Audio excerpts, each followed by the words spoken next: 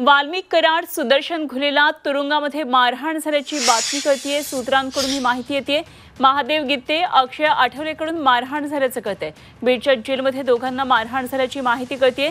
संतोष देशमुख हत्या प्रकरणातील आरोपी आहे वाल्मिक कराड आणि सुदर्शन घुले या दोघांना मारहाण झाल्याची माहिती कळतीये। बीड जेलमध्ये दोघांना कैद्यांकडून मारहाण झाल्याची सूत्रांकडून माहिती येते। महादेव गीते आणि अक्षय आठवलेनं मारहाण केल्याचं समजतंय। तर बीडमधून ही महत्त्वाची बातमी। वाल्मिक कराड, सुदर्शन घुले सध्या बीडमधल्या तुरुंगात आहेत आणि त्या जेलमध्ये त्या दोघांना मारहाण झाल्याची माहिती कळतेय। संतोष देशमुख हत्या प्रकरणातले आरोपी आहेत वाल्मिक कराड आणि सुदर्शन घुले या दोघांना मारहाण झाल्याची बातमी कळतेय। आणखी सविस्तर तपशील जाणून घेऊया। आमचे प्रतिनिधी विशाल करोळे सध्या आपल्या बरोबर आहेत। विशाल, वाल्मिक कराड आणि सुदर्शन घुलेना दोघांना मारहाण झाल्याचं कळतंय, काय नेमके तपशील? अगदी खरं आहे। या बीडच्या जेलमध्ये वाल्मिक कराड आणि सुदर्शन घुले आहे आणि त्या जेलमध्ये परळीतील सरपंच जे बापू आंधळे आहे त्यांच्या हत्या प्रकरणातील आरोपी महादेव गीते सुद्धा आहे।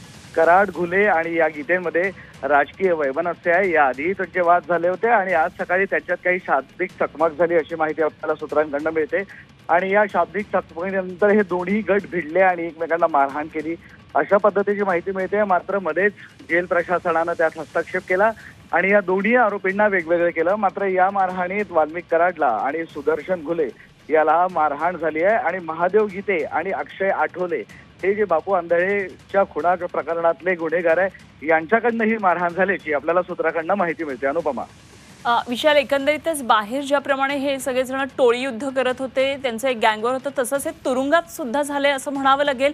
काय या संदर्भात प्रशासनाकडून आणखी काही माहिती कळतीये का? अगदी खरं आहे। बाहेर या सगळ्यांमध्ये टोळी युद्ध होतं आणि या टोळी युद्धांच्याच माध्यमातून एकमेकाच्या टोळीतल्या लोकांना मारहाण करणं, त्यांचे खून करणं असं सगळं घडत होतं आणि बापू आंधळे यांचाही खून याच वादातनं झालं होतं हे सुद्धा पुढे आलंय आणि या सगळ्यानंतर आता जे टोळी युद्ध बाहेर होतं हे सगळे आरोपी आता जेलमध्ये गेले आहे आणि जेलमध्ये सुद्धा यांच्या टोळी युद्ध रंगलं की काय असा प्रश्न पडतोय। आता सध्या तरी या दरम्यान प्रशासन काही बोलायला तयार नाही किंवा मारहाण झाल्याची पुष्टीही करत नाही।